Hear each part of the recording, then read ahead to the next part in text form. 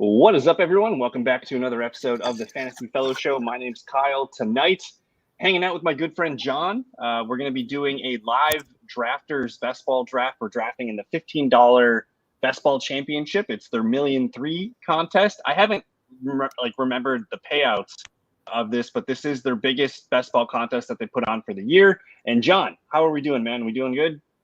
Doing great. Very excited. Have done a couple fast $2 guys and a couple $15 slow guys, but getting into the $15 fast for the first time. Yeah, time of the year to be beginning your draft prep. If right now, I got some promo codes in the description for you guys. If you're not just do a lot of small drafts, they do have a $2 contest, and that's a good way to kind of get your toes wet and get the draft started. So $2 drafts. You can do a lot of them and go with that. And then otherwise, the best ball championship draft, first place is $500K. So that is a pretty big upgrade from their previous, contest. And we got some people hanging out live. And hey, I think this is my first live stream. Good evening to Brian, like the Braves hat. I just got the Braves hat, man. I'm deep in baseball. and Aiden's here with us as well. So John, Aiden, what's up, my boy? Yeah, glad to have you. We haven't done a basketball stream in a while, but I think we're bringing it back in 24, 25 this season. But John, you're going to be drafting from the 5 spot. I don't know if you've had a lot of drafts in that spot, but I feel like I've gotten a lot of middle stuff. Yeah, I mean, I'm probably not specifically the 5, but I feel like I've had a lot of 6s, a lot of 7s. Would certainly love if I could get Jamar, Justin Jefferson, or Amon-Ra, like everybody would, I imagine. And it's pretty status quo. CMC, Lamb, Tyreek is kind of the top 3. JJ at 4, that's a gift. You get Jamar Chase at 5. Is that what? I'll let you take it away. You're on the clock. Yeah, it's a tough choice, but I was really high on Jamar Chase last year. Obviously, the Burrow stuff was tough, but hope maybe I was a year early on him being a super duper duper stud. What are you doing here? Well, with Chase at 5, real quick though, like he was on before the Burrow injury, man. He was on pace for a really big season. And for me, I log every draft and I log like what pick I have. I, for the life of me, cannot seem to get in the 6-7 spot to get Amon-Ra St. Brown on my teams. So here I draft a lot of Bijan. I mean, at 8, I do like AJ Brown more than Puka, but I'm going to go ahead and grab Bijan here just because this Atlanta Falcons offense this year is very, very exciting. Arthur Smith is gone. I think they're going to just pummel him with targets, and hopefully we get what we wanted last year. We get that this year with Bijan. But I also today I just finished all 32 teams projections today, Nice. And I'm so glad it's over with. And now I can I have my filters where I look at the each position and I'm like, oh God, this guy's too high, this guy's too low. And I go back in and I start to tinker with some of the projections, but I do it team by team and then I compile it at the end. And Bijan Robinson came out as my RB2 over Breece Hall. On a side note, I think Justin Jefferson being drafted at 4 here is a mistake. I have him at wide receiver 8. And who do you have? So obviously you have Lamb, Hill, Chase, and St. Brown above him. Wilson maybe as well, and maybe Brown as well. What are your other? Is that the list, or who else is above him? Well, first of all, CeeDee Lamb came out as my 101 player. He outscored Christian McCaffrey by a few points. Sure. So I believe in CeeDee Lamb as the 101 or the 102. I think you could make an argument for Tyreek Hill as the 102, 103. They're interchangeable to me at the top 3, but I think there is a drop off after the top 3.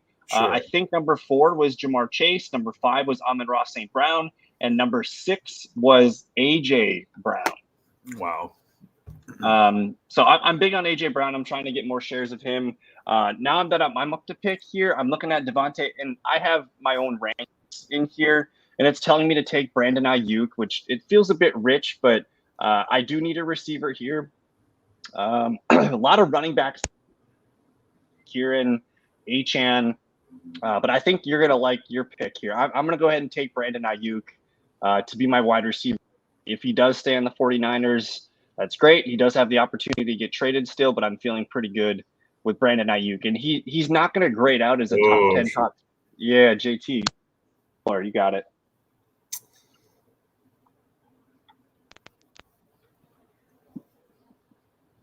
Yeah, this has kind of been a tough spot for me. I've struggled here over and over and over again. It's Big Mike. It's Big Mike. I'm gonna pivot a little bit. A little DJ Moore. Okay, I like it. So now that I have my projections done, I'm gonna probably start doing more fast drafts. I had been doing the slow drafts just because it gives me more time to think and process, but I don't have enough Mike Evans shares. I need more. So that's one. I'm going to be targeting more Tampa Bay stacks these coming weeks here, just because I'm low on. I like Baker. Your really rankings have Mike Evans as a second round grade, though, like pretty squarely. Let's pull it up. Because I like Mike Evans a lot. And I mean, to be fair, all the choices around him, he's easily could clear all of them. But I worry about it. For some reason, getting him in the second round doesn't make sense in my head. So this is my technically it's my flex tab. Mike Williams came out as the 15th best player. If I go to wide receivers, he grades out as my wide receiver 10. I have him over Olave, Metcalf. I have him over Ayuk even. And I took Ayuk a few picks before. So I need to just start clicking Mike Evans because my exposure is too low. And for you, like you had Jamar Chase. I think Mike Evans at wide receiver 2 is a bit of a positional advantage. Sure, so that's one thing that I'm focusing on. Like to me, Brandon Ayuk, he's more of a wide receiver 2, but I plugged him in as a wide receiver 1. So that doesn't really feel right to me. I'll let you take the floor here with your next pick, and you can talk through your process. But Jamar Chase, DJ Moore, the floor is yours. Yeah, so I've been getting DJ Moore, Cooper Kupp, and Devontae Smith pretty religiously in the third round. And the last couple of drafts, I've been considering trying to find a way to get 2 of those guys, and obviously that means I had to make kind of a switch with my strategy in the second round, but for the first time ever, I've been able to get 2 of the 3 guys that I'm kind of targeting in this range. So I feel pretty good about this.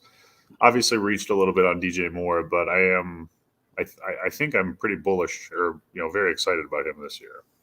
And I want to pound in the idea of positional value. Like DJ Moore at wide receiver 2 is great value. Devonta Smith at wide receiver 3 is great value. The way you construct your teams is a big deal. And I think I made a mistake.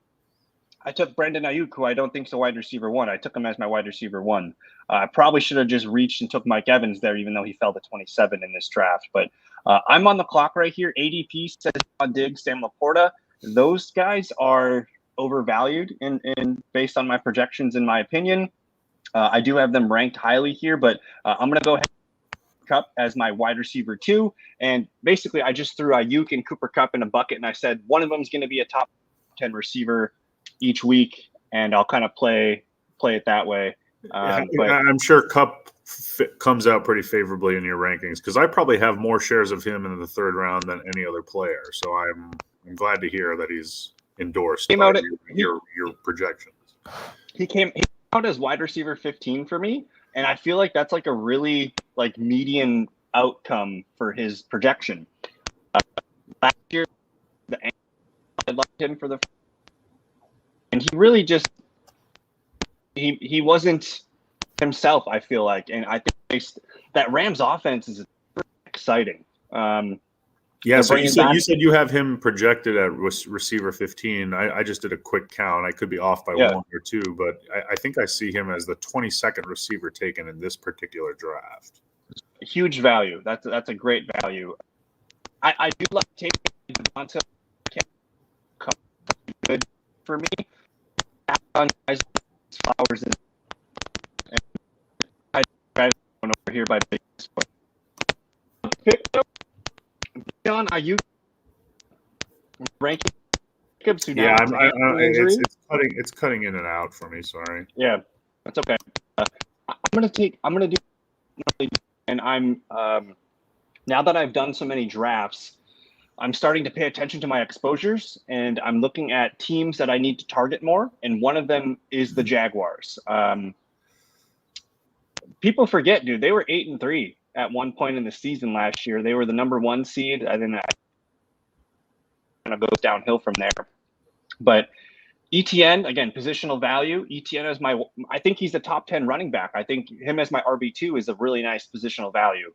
So I like that there. And then these receivers in this range don't excite me, but I'm curious if you can click on Josh Jacobs here. What do you got? Yeah, I mean, I need a running back desperately. Do you like Jacobs, Pacheco? I'm obsessed with Jacobs, but I'm pretty heavily invested in him. So if you already been clicking Jacobs a lot, Isaiah came out as like my RB6. I think he's in for a huge season. Pacheco came out 6? Yeah. Wow. Yeah. Sure, let's go. He did in full formats. And again, I do this by team. That's ridiculous. Would love any top 10 running back is what you're looking for here. The thing with Pacheco is the running backs there are Clyde Edwards-Helaire, Deneric Prince, Keontae Ingram, and Lamichael Pirine. No, Jerick McKinnon's a free agent. He could crawl back to the team, and even if he plays, he's not really what he was. And last season, Jerick McKinnon, even though he wasn't really a fantasy relevant guy, he's leaving behind 32 targets, 25 receptions. Half that's going to go to Pacheco, maybe half goes to Clyde Edwards-Helaire. So I see an increase in his targets and his receiving workload. And also, like, he was a really, really good runner last year. And I still don't know if I trust the Chiefs and what they've done as, to fix the receiving group. I think Pacheco is one of the best clicks in best ball right now. Sure. That's awesome. Yeah, he kind of sounds like the value of Cooper Kupp in the late third is kind of comparable to the value of Pacheco around later. Yeah. Yes. And don't get me wrong, I still like Josh Jacobs. He's a bit of a grinder, but I think Pacheco's upside is like 50, 60 catches this year in PPR formats. I really love both James Cook and Rachaad White. Do you have either one of them? So I'm big into James Cook. I think with Rachaad White, he's not a good running back. He's a good receiving back. And they brought in another running back in the draft. They're trying to improve that area. But James Cook is a no-brainer for me at that position. I like that at 53. There's not a lot of competition like other talented, experienced, established players in Buffalo outside of him at the skill positions. And you lose Stephon Diggs. You could argue that James Cook is going to be the feature piece of the offense this year. And again, positional value, you line him up as your RB2. I think that's a sweet, sweet spot. I'm up to pick again, though. I have Ayuk and Kupp at receiver, Robinson and ETN at running back. I have not been clicking a lot of Keenan Allen. Xavier Worthy has a hamstring thing. I think I'm just going to collect Keenan Allen here and just say, hey, I'm just adding another weapon to my tool shed. He could be really good with which I thought you were actually going to take Keenan Allen to kind of work on a Chicago stack there since I considered it, but trying to, build a competitive roster. So my receivers are already pretty stacked. So I wanted to look and see where Keenan Allen did not come out great for me, like at all. Down here at wide receiver 45. So receiver 45. So I'm kind of going against the grain. Wow. I saw on I was looking up Fantasy Pros and I saw Keenan Allen was player 46, not receiver, player. Yeah, so I have these are projections, not rankings. I think by rankings we'll have them higher than projections. But I think there's serious concerns about a rookie quarterback being able to float a second-round receiver and a fifth-round receiver. On top of that, you still have Rome Odunze. Of course. You still have Cole Kmet, DeAndre Swift, and you probably got to dock Keenan Allen 3 or 4 games just from a health concern. So always for sure. But when he's out there, yeah, he's probably a wide receiver too. So there's a little bit of that involved, and I think my projections are more of a season-long view. And like I said, I just finished these today. I'm gonna go back and I'm gonna tweak some of it. Of Keenan course. Allen's he's gonna be higher than wide receiver 45. But I'm up to pick again. I'm not seeing anything that I can stack quite yet. Let me go back to my rankings here. I still have Rashee Rice ranked too high. I've really liked Deontay Johnson a ton, but I think I need to cool it on him. I don't have enough Tennessee players, so I'm going to go ahead and click Calvin Ridley. And, I went running back to start. I need receivers. Calvin Ridley in a best ball format, I think he can work. And I like Will Levis's deep ball game. I think that could actually work. Lad McConkey, 67. All right, you take it away. What's your process here? Yeah, do we like Stroud? I mean, I haven't been drafting him much, but he's kind of fallen to me a little bit here. So Stroud didn't grade out well for me. He was my QB 10 or 11. You're unstacked here, so I wouldn't force it. I would just click the best player that you think can help your roster. I'll take Stroud. But you went Stroud. You went Stroud. I was running out of time. That's okay. So I really like Stroud. My issue is he doesn't run the ball enough. Yeah, for sure. And I've been able to get really great QB value much later too. So it's not necessarily a position you need to pull early if you don't want to. So I was talking with Jesse earlier about it, and I'm thinking, like, if you don't get a top 5 QB, and that's Allen, Hurts, Lamar, Mahomes, and Richardson, I think there's a tier break after those guys where there's really not much difference from your Strouds, your Daks, your Burrows, your J Love. So I tend to wait. If I don't have a QB through about round 5, I'm kind of waiting to rounds 8 and 9 to look at QB. But hey, I love CJ Stroud. They upgraded the offense massively. Singletary to Joe Mixon's a win. And putting Stephon Diggs on this team is a win. If CJ Stroud finishes as like QB3, I'm not going to be surprised. I just think the one thing holding him back from getting to the top 3 or 4 or 5 quarterbacks is the rushing upside. Oh shit! I got sniped on Christian Watson there. Do you like Rome Odunze or Brian Thomas for fantasy better this year? They're both great picks. I think Brian Thomas is the better pick this year. Yeah, I don't want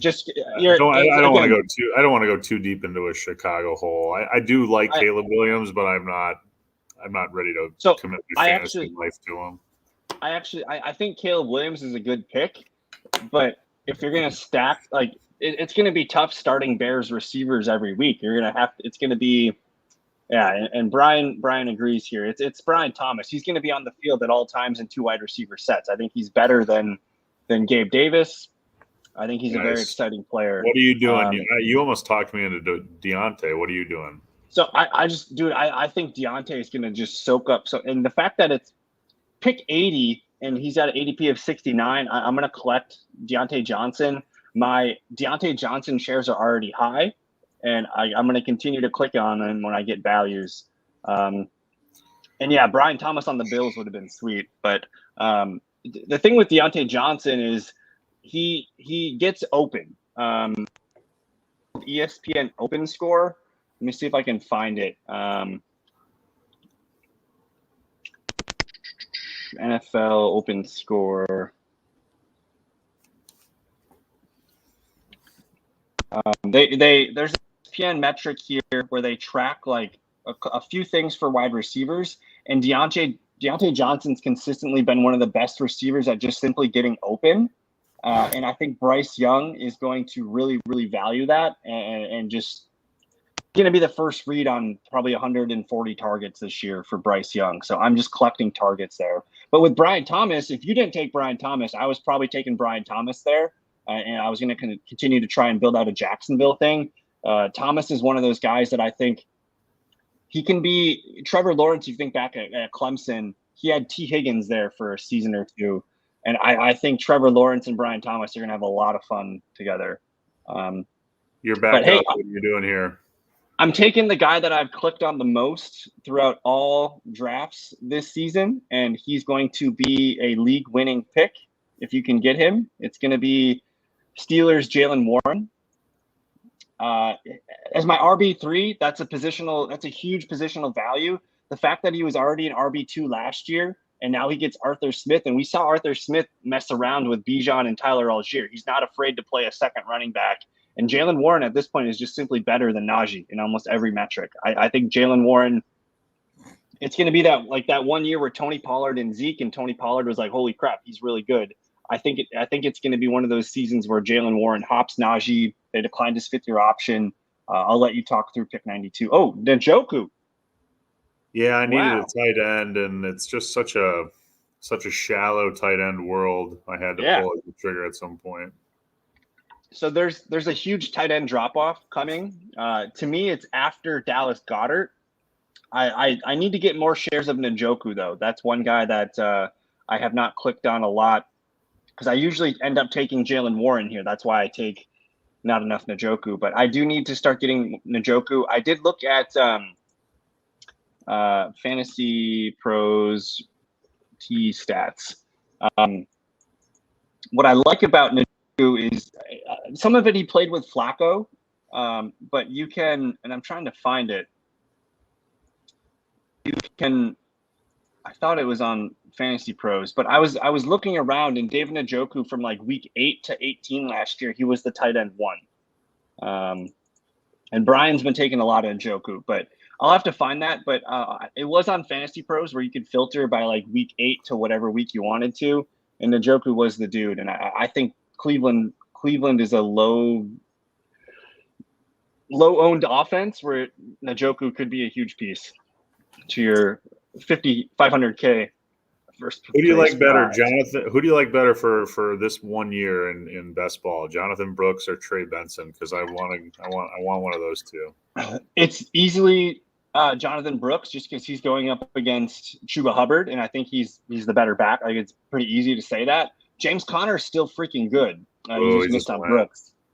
James Conner is still good, and we've seen James Conner like play really well with Kyler Murray in that offense. It's just like an all-around back.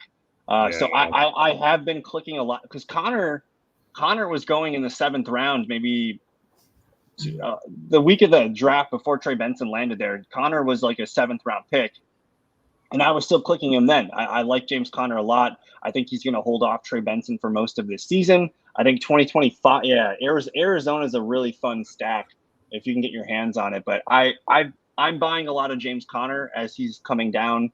I'm up to pick it. I still don't have a QB. I have 3 running backs, 5 receivers. I have a man crush on one guy right now, and it's Romeo Doubs as my wide receiver 6. I'm trying to click him as much as I can. He is consistent. He's reliable, and like the other receivers on Green Bay are simply not reliable. Jaden Reed, Christian Watson will probably get hurt, sadly. I think at the end of the day, Romeo Doubs probably runs the most routes, runs the most snaps, he could compete for the most targets on this offense. And the dude went off in the playoffs. I mean, 6 for 151 and a touchdown against the really good Cowboys defense. 4 for 83 against San Francisco. Like, he showed up in the playoffs when the games mattered. He led the team in touchdowns last year. Maybe Jaden Reed did too, but Romeo Doubs has the spike weeks, and he also just catches touchdowns. And I round 9, if I can get him as my wide receiver 6, like that to me, positional value is huge. But I think he's probably a top 40 fantasy receiver in fantasy this year. So I like Doubs a lot. Dobbs. And then, like, as I'm getting into round 10, you're looking at, Trey Benson. I think Trey Benson is interesting, but again, he's buried behind James Conner. I don't think he's going to outdo James Conner. James Conner gets injured. That's his only real play to get fantasy points. And I keep coming back to I need to click more of him, and it's the QBs right now are sweet. Round 10, it's round 10. I can get Trevor Lawrence, Jared Goff, Tua Tagovailoa. Are you kidding me? Yeah, it's I'll take Trevor Lawrence. I have literally the whole Jacksonville Jaguars offense. So if it's a Tua or if it's a Trevor week, I got him as my QB1. If it's an ETN game, I got him as my RB1 or 2. And Jacksonville is one of those teams that I need to start taking more players of. This is a good question from Brian here. Are you guys' strategy to stay 2 QB or 3? Hard for me to have just 2 QBs or 2 tight ends. So, John, I don't know if you had any thoughts on that. Yeah, I mean, if I get 2 studs at the tight end or the QB, I'll consider it. But I typically like to get 3 of each. So I did some studies on drafters last year in the $1,000,002, the contest last year. Let me see if I can find it. So here we go. So this was the roster of the top 10 scoring teams in the $1,000,002 last year. It came out to an average of 2.3 quarterbacks, 6.2 running backs, 8.5 receivers, and 3 tight ends. So for me, 3 tight ends is like a lock. I need 3 tight ends, unless you had like Mark Andrews and Sam, like unless you have 2 top 5 tight ends, but that's really not a good strategy anyways. So to me, 3 tight ends is the best. I want, I want my sleepers at the end. I want to take tight ends throughout the draft. You need 8 to 9 receivers. You need minimum 5 running backs. 6 will be the sweet spot. For me, it's 2 QBs. I've been drafting 2 QBs a ton this year. If you look at the top 10 teams, only 3 teams in the top 10 had 3 QBs. And if you think about it, like you're only scoring quarterback per week, and it's a lot of points. If you have 1 QB, that gets you 25 points, and even the other quarterbacks, if you take 2 early quarterbacks like this guy over here, Kyler Murray with Brock Purdy, he's going to be sitting his 7th or 9th round pick a lot throughout the year. So to me, I'm full team 2 QB. I have Trevor Lawrence here. So like my ideal pairing would be a guy like Bryce Young, who I know is going to play 17 games as my QB2. Give me Bryce Young. Give me Baker Mayfield. I think Will Levis is going to have a long leash this year, maybe even Geno Smith. And then you could take rookie quarterbacks like J.J. McCarthy, even Drake May. I think having 2 QBs is my preferred strategy, but there are drafts where I do 3 because I like Justin Fields' value quite a bit. And he's ideal as a QB3 to me. John's up to pick here. Let's see what you got. Yeah, I'm probably going to get a second QB. Do you like Goff or Tua more? The fact that both of them are here is pretty disgusting. These are both fantastic values. I went with Goff. I like them both a lot. Tua injury risk concerns me, but he's got a higher ceiling as well. And it's both guys are discounted because they don't run the ball. But I think looking at the value, Jared Goff's like him and CJ Stroud are going to trade off starting in your lineup probably 50% of the time. And it looks like Brian here likes. Dude, I freaking love Bryce Young. I think he's one of the best QB values as a QB2 in the whole scape of things. But Jared Goff, round 11, like that's such a stupid value compared to these other guys that are probably not even going to score on these teams most weeks. But I'm kind of locked into Gabe Davis here, unfortunately, just trying to work on my Jacksonville stack. And I bet he's going to catch 4, 5, 6 touchdowns. We'll go Gabe Davis. So now that you have, I mean, you got CJ Stroud, you got Jared Goff. I don't know if there's Houston, Detroit guys you can build out your stacks with, but I do have some sleepers that you can tack onto those stacks. But otherwise, I'm focused on like building stacks without QBs. If I can get a team with so you got Jamal looking for Jermaine Burton coming up. I'm looking for receiver duos, running back duos, especially on draft. So the difference on drafters, it's a season-long format. I don't mind drafting like Aaron Jones and Ty Chandler for Minnesota, so I know that I have Minnesota running back points all year. That's one way to stack without quarterbacks. I don't know if you've had anything to add on that, but I definitely will do that with running backs more than anything else. I think I'm very keen, especially if I like both guys and it's kind of a 2-headed monster. I'm very open and excited to invest in both. I don't do that as much with receivers or tight ends. I do find that before the injury a couple of days ago, I was late round gobbling up Kraft for the Packers and Musgrave, but that was kind of just late round tight end, super shallow. Yeah, Luke Musgrave, 2 picks.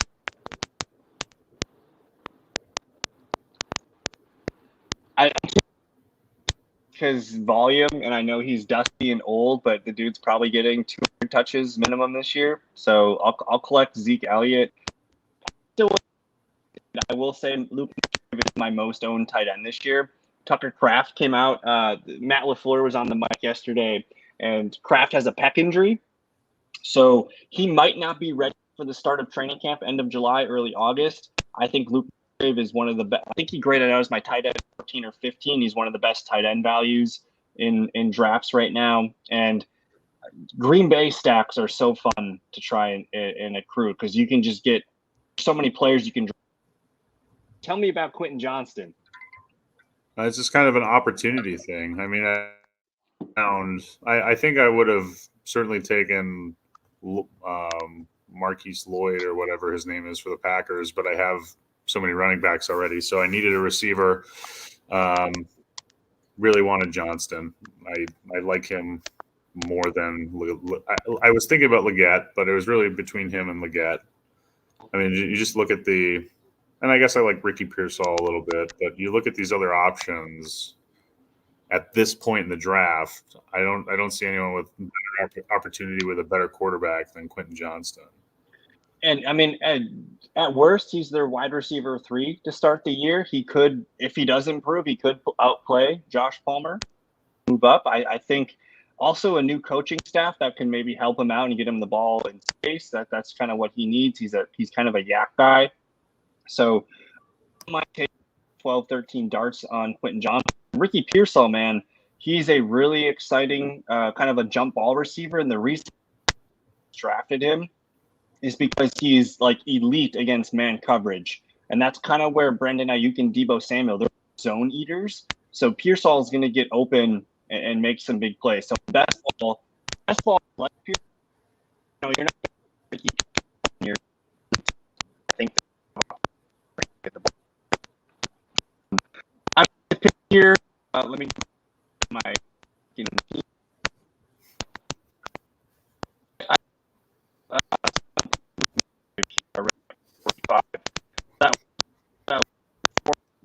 Hunter Henry gonna grab. I think a rookie quarterback like Drake May gonna lean on that. Brendan Rice, Brian S. I like Brendan Rice quite a bit. I think he's primarily an outside receiver, so he's gonna probably rotate in with Josh Palmer and Quentin Johnston. I think he's the wide receiver 4.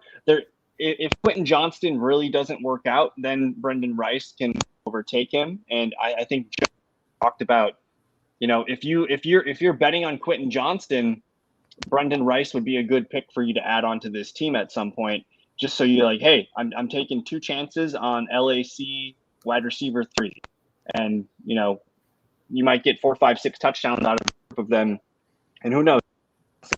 You kind of hedge your bet away.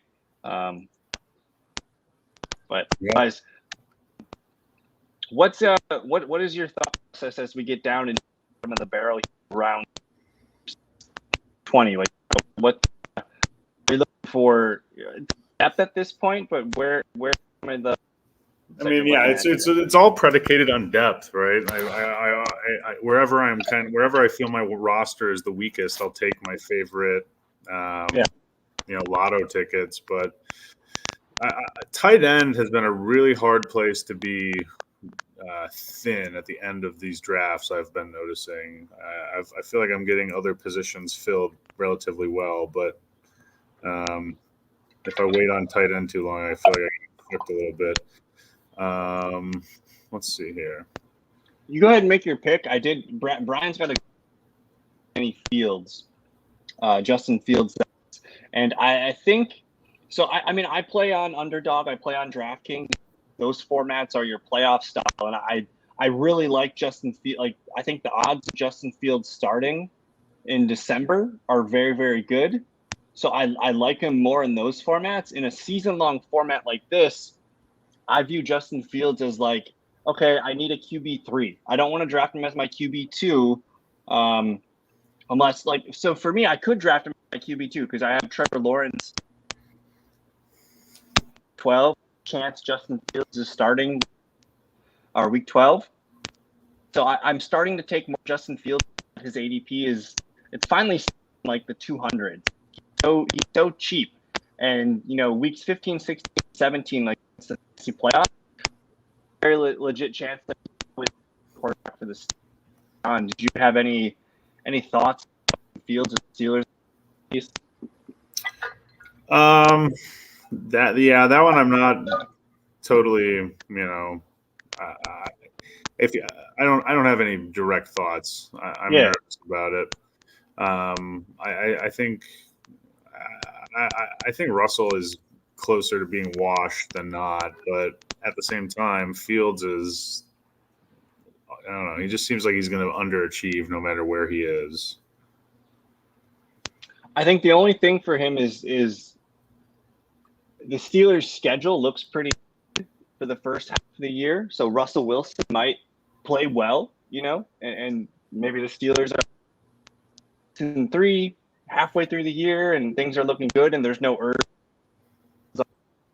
But they have in Justin Fields. I think he's only got one more year left on his deal. So to see him at some point this year. So that's why I like him in DraftKings and Underdog. But you got Michael Wilson on the team, just adding for Kyle Murray. And I like Michael Wilson quite a bit. He was a fun player last year.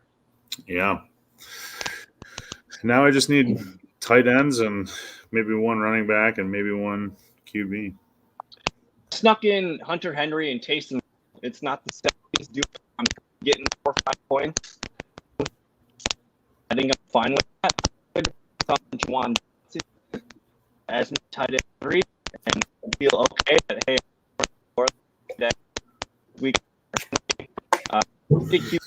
and I think at the beginning of the show, I just don't have any stacks with Tampa Bay here, so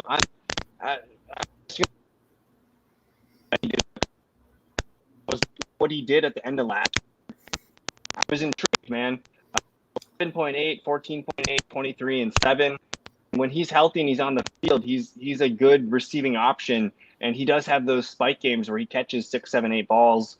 And there's also like we got a new offensive coordinator in New Orleans, and it sounds like they're speeding up the pace of play, and they're also moving players around in motion a ton. And I don't know if I've clicked on Derek Carr once this season, but I need to start taking stabs at New Orleans players late. There goes Russell Wilson. We got Robinson back to back. Tell me, like, look at the player queue. Are there any names that you see and you're like, why is he still here? Or do you have any thoughts on some of the player pool available? The big thing that stands out to me is there are QBs that are still, probably going to be useful at multiple times during the year. So, it kind of makes me wonder if it's worth waiting on QB, unless there's just, a guy you love at a certain spot that falls to you. But, when I'm down here, I feel like QB is definitely the easiest position to wait on. You don't want to. I mean, you could start. I could start taking QBs now, and I could maybe get like Baker.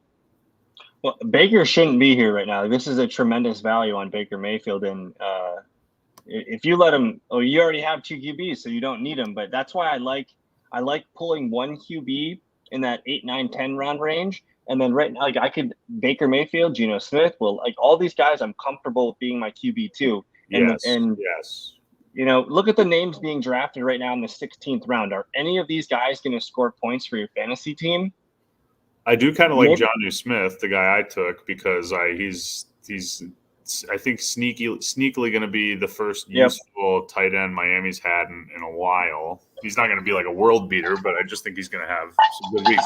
But yeah, no, you're right. I mean, and I think that's the way these drafts work in general, right? Like there are just QB starters at the end of these drafts, whereas you're getting backups and third strings at pretty much every other position at this point. So I do agree with you, John. So I've kind of built the fantasy fellowship, man. I've been doing this for years. Like one of my things is late round tight ends. One of them will hit.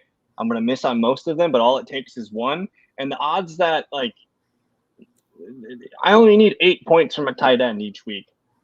And because the draft capital is so cheap, a guy like Jonnu Smith's going to go 4 for 32 most weeks, but he's going to catch 4 or 5 touchdowns this year and spike some weeks for you.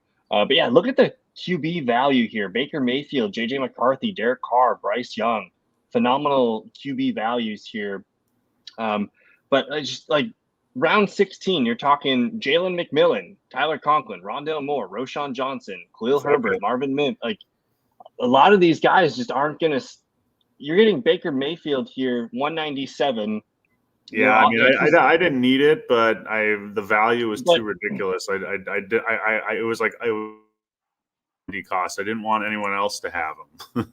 But like that's the thing. Like you block someone from maybe getting 20 points 4 or 5 times on their roster, which is a huge deal. I do want to get your thoughts on the Cleveland backfield. I want to draft more D'Onta Foreman. I'm not going to take him here because I need to take Bryce Young here at pick 200 to be my QB2. But curious, like Nick Chubb off that terrible knee injury last year. They have Jerome Ford, and they signed D'Onta Foreman, who I think is a really sneaky signing. Yeah, D'Onta Foreman has proven he can, for half a season be your RB1, RB2 for a particular NFL team. I kind of like Jerome Ford actually. So I think D'Onta Foreman is like at best RB2. And then if Chubb can come back, which I know is a huge if, for this season at least, he would obviously, if he's anything remotely useful, he would immediately make D'Onta Foreman, third string. So that's a situation I would avoid. But I don't know, if you don't have any confidence in the Chubb situation and you are not a Ford believer like I am, then he's actually really amazing value right here. I mean, he's a potential RB1 for his team. So I've clicked a lot of Jerome Ford. I'm starting to click more D'Onta Foreman right now because it sounds like Nick Chubb's going to go on PUP, which is out for sure. The first 4 games. He's 100% out on PUP. And even when he comes back, are they going to be rushing to get him on the field? I don't know. So I see it as a window for September where the backfield is D'Onta Foreman and Jerome Ford. I think Jerome Ford's the better receiving back. I think D'Onta Foreman's the better first and second down back. I think there could be some value there. And hey, like, what if Nick Chubb comes back and he's not himself? He gets hurt. It seems like the last 3-4 years, D'Onta Foreman finds a way to be startable in fantasy football. Are you taking him? You're up here. I am up. I'm going to grab A.T. Perry real quick as I talked up D'Onta Foreman.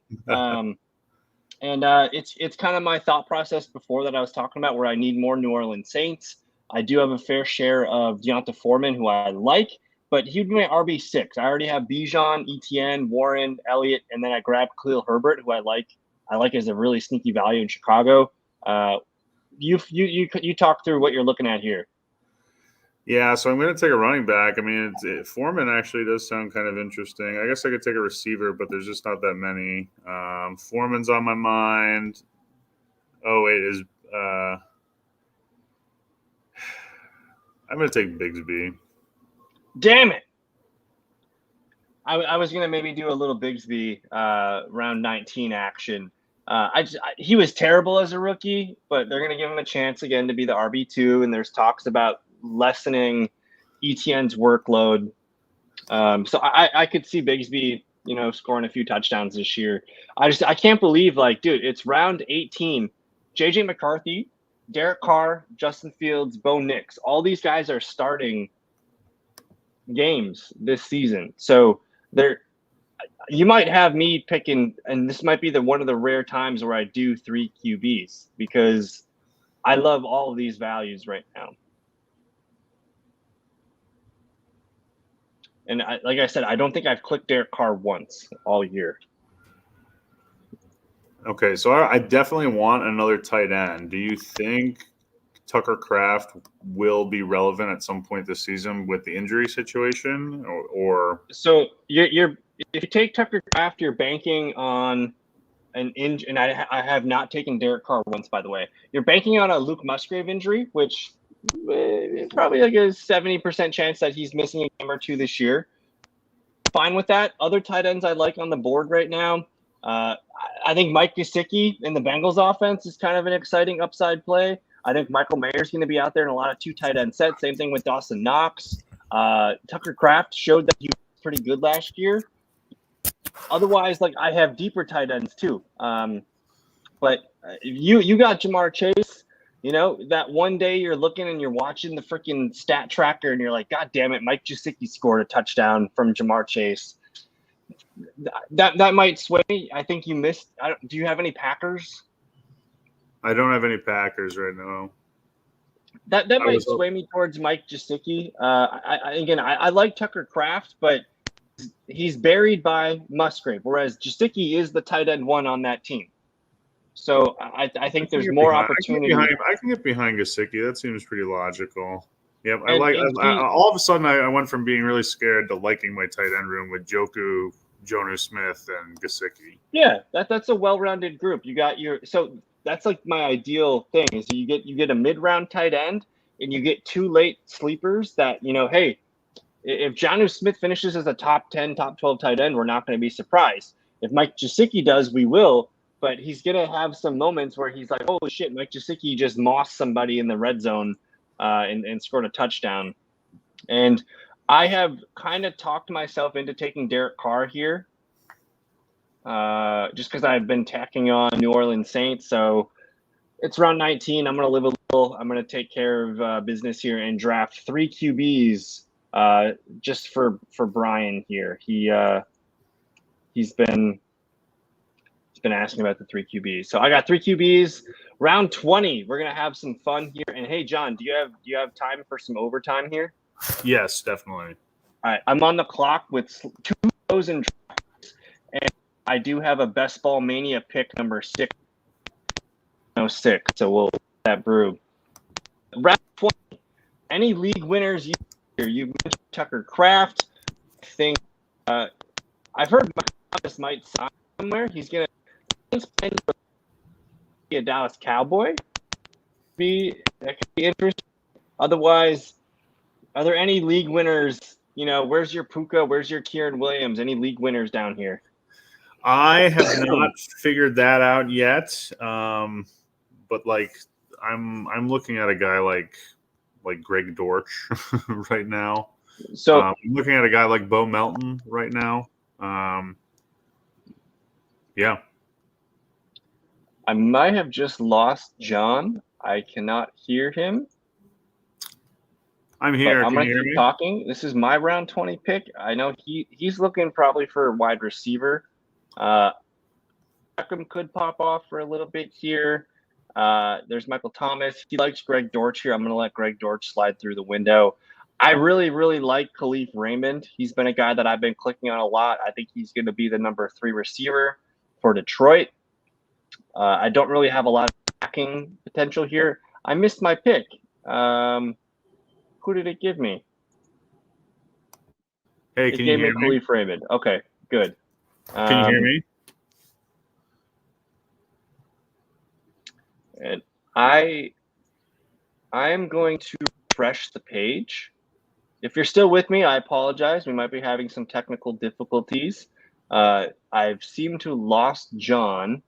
So let me just hit refresh real quick, and we'll see if we can get this rebooted. Thank you.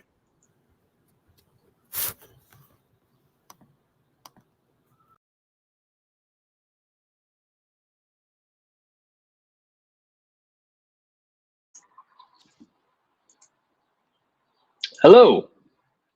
So I am back in the stream. I'm going to send John a new invite link and see if we can get him back here. But there he is. All right. You good? Hey, yes, I'm good. All right. Did you end up making your pick here? Let me refresh my screen. Did. I was able to. I was between Dortch, like you were saying, and Bo Melton, and I just grabbed Bo Melton. All right. I just want to sing some Khalif Raymond praises. I think he's the wide receiver 3 in Detroit. He's not a fun upside pick here, but he's going to be on the field a lot. And I think he knows the offense. You had Jared Goff, so he wouldn't have been a bad pick for you. But overall, I feel pretty good about this. You had fun. You know you're getting QB points. You know you're getting wide receiver points. I think your running back group is really strong with Pacheco, Cook, Connor, and Brian Robinson. Like you have a really sturdy, balanced running back group. And then it's that tight end group where you have the high end Njoku and a couple sleepers. I think you've covered your bases pretty well. It's got to be one of the most balanced $15 rosters I've made, because sometimes these $15 guys get really intense. Yeah. I feel really good. I'm, obviously totally leaning into these top 3 receivers being horses that I'm just kind of carrying, because the rest of my receiving core is not. Well, I like it personally, but you can make some arguments that it's very soft from Brian Williams down, or Brian Thomas down. So, I think Brian Thomas can be your exciting wide receiver 3 flex, but after that, you're going to need Quentin Johnston, Ricky Pearsall, Michael Wilson, Bo Melton. One of those guys is going to need to over-exceed expectations this season.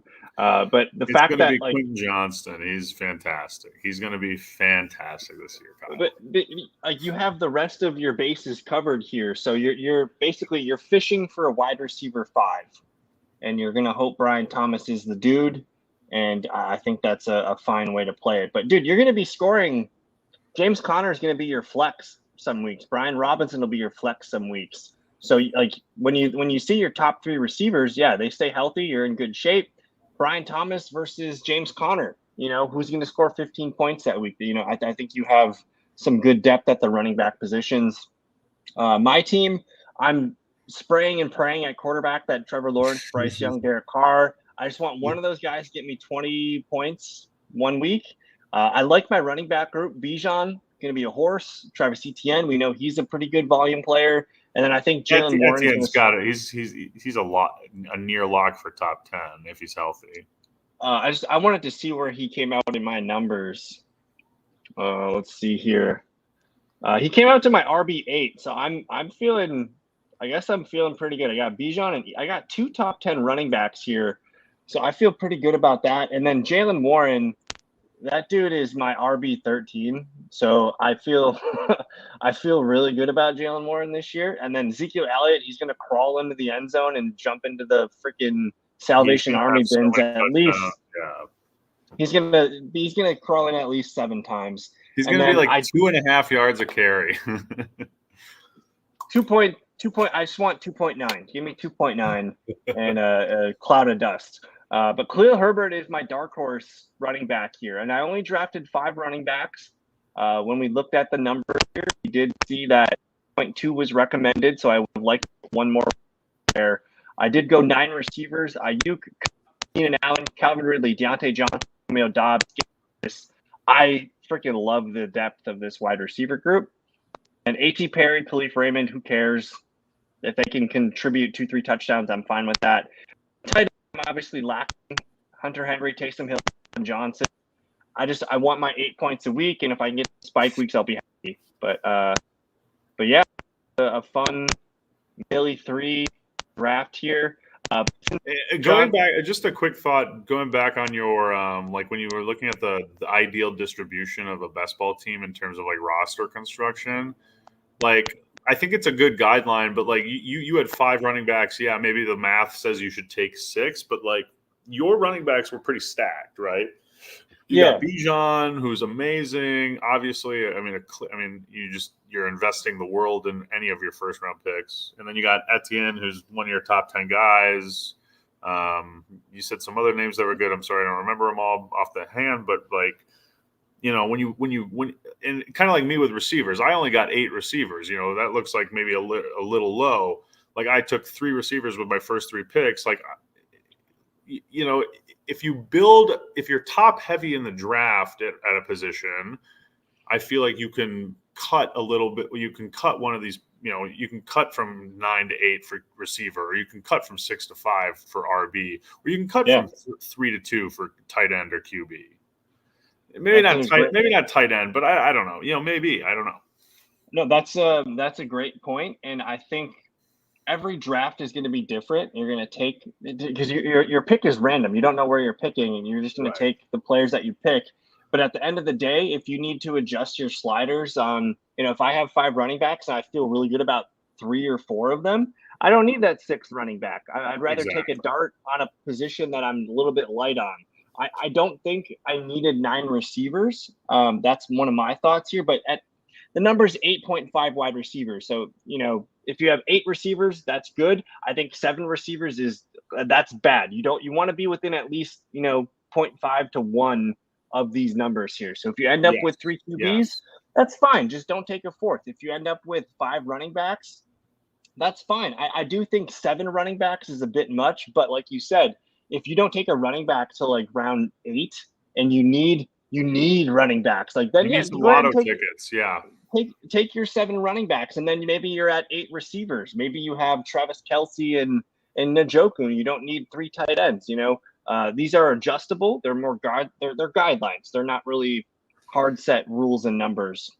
Factor it into your the draft as your draft is happening. That's how I try to think of it. It's like I'm trying to build this team, like this construction, but like if I don't take my first QB until round 10, I'm probably taking 3 QBs almost every time. If I don't take, exactly. So, and I mean, 4 teams in the top 10 last year took 7 running backs. Only 1 team took 7 receivers. So that's why I'm like, that number might not be the ideal receiver number. The majority of teams did take 3 tight ends. Only 1 took 2 and 1 took 4.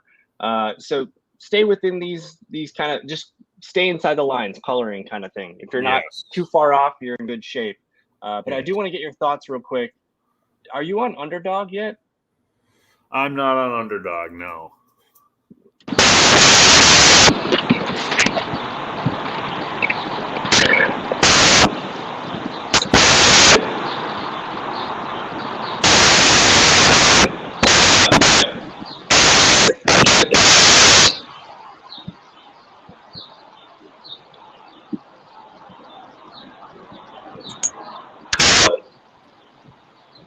Can you hear me? Yeah, your audio is not coming in on my end. I mean, it's kind of like staticky or whatever.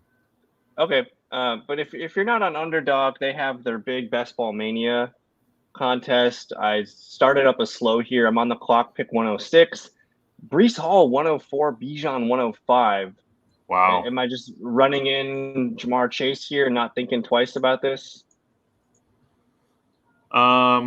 For you, it looks like it's Chase and Brown kind of, right? So, and maybe St. Brown and Brown. So I personally, I'm almost always going to take Chase there, but I think there's a really good argument to be made that St. Brown is a little safer, not just health-wise, but also his QB health. Yeah. And I don't necessarily think St. Brown has as much upside or ceiling as Chase, but his floor feels really, really high. Like he's got maybe the highest floor of any receiver outside of probably CeeDee Lamb, right? Yeah, and I think on a week-to-week basis, like Ja'Marr Chase is the high ceiling guy. Right. But if you're looking at the spectrum of a whole season and you're factoring in Dome, Jared Goff, healthy offense, like St. Brown has really not had any injuries throughout his career. I could see St. Brown. I'm just going to lock in Ja'Marr Chase, though. Chase is so. I could say 1,000 nice things about Amon St. Brown, and I would take Chase every time. Right. And then it looks like I have a couple other slow drafts here. I'm up to pick in round 7. The running backs are Breece Hall, Travis Etienne. My receivers, Olave, Cup, and Worthy. And then my tight end is Evan Ingram. So I'm working on, again, Jacksonville. That's the team that I've been kind of targeting. But the top players available, Ramondre, Ferguson, Zamir White, and Smith-Njigba, Swift. It's kind of an ugly spot to draft. I want more receivers. Do you have any confidence in a guy like Smith-Njigba here? Otherwise, it's all running backs and kind of a bunch of junk. I actually have kind of talked myself into Smith-Njigba a little bit. I do think he could be kind of a sleeping giant here, in especially in these drafts where, you know, receiver twos for every team are gone by essentially round 6, 7, 8. So he's got, I don't know, he really interests me, but it feels like maybe you take Jaylen Warren here because there's a chance you don't get him on the way back, and he's your biggest value of everyone left.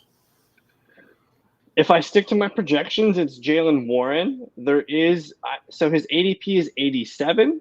There's a small chance I could see if he comes back at 89. But I also think the positional value of wide receiver is about to go. Yeah, the receiver drop off is basically after JSN for me, and I really like Rashee Rice a lot. I own him in some dynasties, but I'm not sure how many games he's going to play this year. We're going to go JSN. I think he's a really good fourth wide receiver. He could be my flex. There's going to be games where he plays really, really well, and there's so many. Like I can take a running back round 8 easily. Zamir, Swift, Warren, Mosh. Yeah. Not like I'm happy with that. So we'll punt and try and get one of the running backs to fall to us. That makes sense. We got a fun one here. So I went CeeDee Lamb 101 in this draft. Classic. I'm up. We got 2 picks to make here. If I filter by ADP, they're saying Debo, Waddle, Pittman, DJ Moore, Devonta Smith. You took DJ Moore at 20.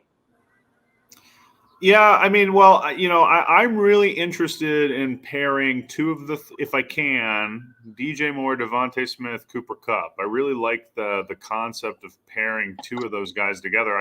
Those are of these second round guys. Those are kind of those second, third round guys. Those are some of my favorites. So I have a ton of Jalen Waddle right now, and after doing my projections, I need to ease on Jalen Waddle. He came out as my wide receiver 26. He essentially he needs a Tyreek injury. Yeah, I would take whatever. I mean, there's so much amazing receivers, but this draft now. Look at your running backs who are available here. You know, they've already eaten a lot of the top running backs. And by the time it gets back to you, who's going to be left on this list, right? So it's not necessarily. I mean, you'd be reaching like crazy to grab one of these running backs, but at the same time, you know, you might be down to the Mixon group at the next swing, and if you don't get one here, you don't have any. So that's kind of interesting. But I think you have to go receiver. At round 4 or 5, I only need one of Mixon or Cook to be there to be my anchor, and I think I'm fine with that. One of these picks is going to be Debo. Then do it. Lock it in. What are your thoughts on Michael Pittman Jr.? We didn't really get to talk about the Colts offense. I like him a lot, but I heard he just got injured like today. I don't know. I don't know if you've been. I don't know if you're up on that. A little knee bruise. I want to also get back to the positional value, where it's like Pittman Jr. as my wide receiver 3. That might be a cheat. DJ Moore, wide receiver, Smith, wide receiver. These guys might like the looking for, but positional value. I'm 17 points per game, receiver 3. Who's the 2 on the team? Who's a run quarterback, or DJ Moore?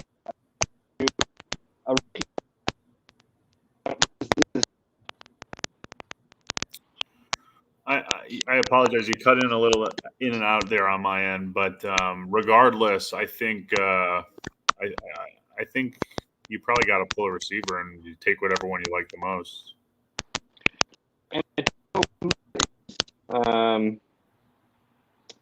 I got DJ Moore up here at 19, Pittman at 29, Waddle at 26. I think it's DJ Moore. I think you made Cooper Kupp, right next to the guy you had to take. Remember? Whew. My goodness. Or did someone snag him already? No, he's there. Yeah, we're gonna live a little. Cooper Kupp at wide receiver 3. That's a fantastic positional value. I love that so much. I love that so much. And he was getting his feet wet. The first few games back were monsters. He had a couple dive games for about 5 weeks, but he ended the season really strong. 15, 25, 25, 10, 12, 7. You have 3 receivers that will have multiple weeks where they go nuclear. That's pretty fun. And now you just have to, you're kind of behind the 8 ball for every other position, but look at this draft. There's not a single QB or tight end that have been taken. Obviously that will change by the time it gets back to you, but you have to start 3 wide receivers. So, and you're starting 3 of the best.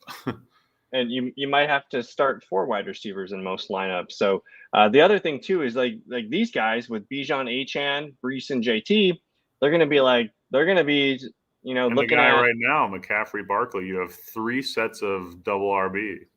Yeah, so they're going to be looking at no receivers here at 32, 33 because these guys are 1, 2, 3, 4, 5, 6. 1, 2, 3, 4, 5. Like they might get one of those top 6 receivers to fall. They'll be lucky if they do, but it's tough. So I like the 0 RB strategy, especially in a best ball format. It feels like you can find a little better RB value. I mean, people, at least in drafters, I don't know. I found DraftKings to be a little more balanced last year, but drafters is really thirsty for receiver. So we're talking about when I'm back up to pick 48 and 49, like Joe Mixon, James Cook, Rachaad White. I'm fine with any of those guys. I don't know where you stand on Alvin Kamara, but I know he's going to get targets. I like Kenneth Walker. I know Aaron Jones, when he's healthy, he's still really good. Ramondre is kind of a volume guy. Zamir White, another volume guy. I love Montgomery. Swift is fine as an RB2 or 3. I love Warren as my RB2. It sounds like I'm cutting out. But there's so many running backs that just go into the late 90s here. So these are kind of the picks that I'm making. And because I like that group, like look at the receivers going in the 90s.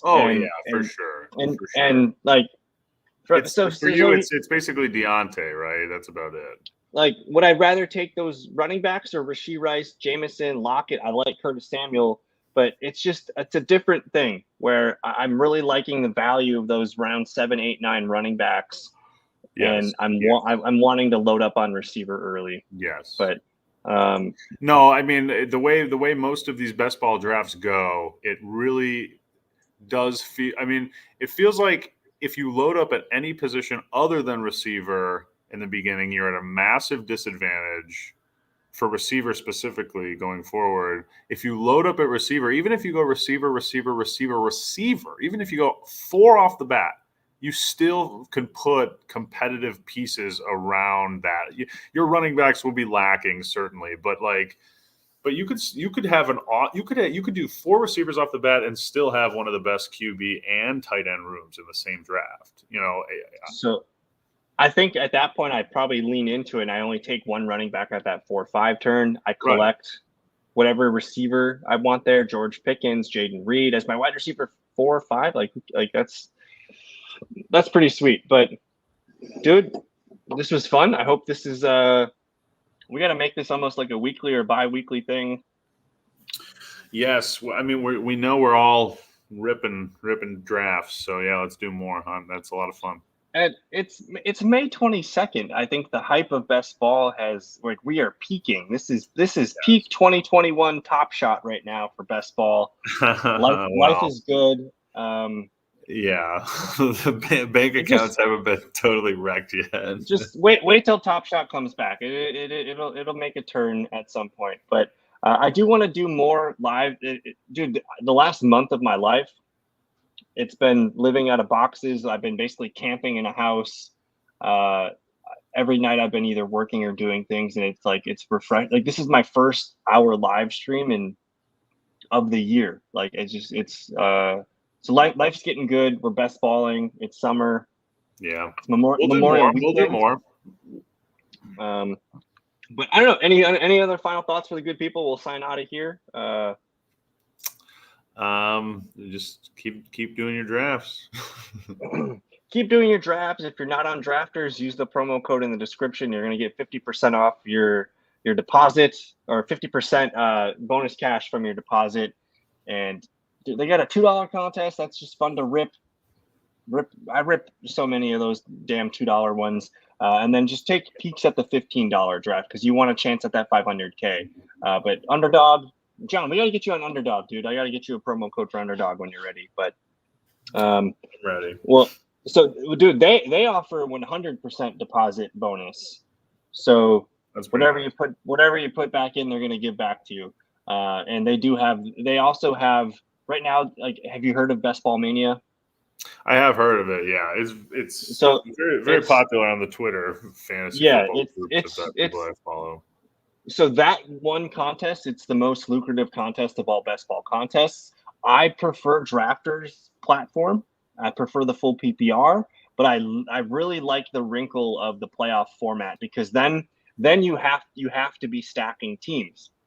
You have to be cognizant of weeks 15, 16, and 17. It's a upper level of best ball thinking, and you have to be on your game for it. Whereas Drafters, you can more Drafters is real. It's just points, baby. Just max points. There's something. It's maybe obviously it's a little less strategic, a lot less strategic perhaps, but it's its own art to just have the max points. And I like that score the most over 19 weeks is not easy to do. It's not, and you have to make sure you have to have the well-balanced team. You have to be humming on all four cylinders. So it's a lot of fun. But I just want to say this is happy Memorial Weekend to everybody. Hope you guys are having a fun, safe holiday. I know I got some places to be. Hopefully John's having a good weekend. But we'll get another one of these soon, John. I'd like to maybe do at least, if we could do one a week, that'd be great. If not, twice a month would be cool too.